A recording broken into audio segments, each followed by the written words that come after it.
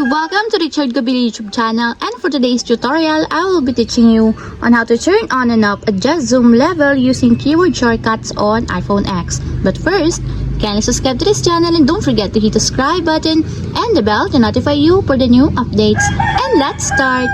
Using your iPhone X, from your home screen first, go to Settings. Then in the Settings, scroll down and find the Accessibility and then tap. Then after that, in the Accessibility, go to Vision section and then tap the Zoom. Then in this part in the Zoom, scroll down again and go to this section and then tap the Keyboard Shortcuts. In the Keyboard Shortcuts, find the Adjust Zoom Level, and as you will see, there's a switch button located on the side of it. Then all you have to do is just tap it to enable until it becomes green. And if you want to disable or turn off, just tap again the switch button, just like this.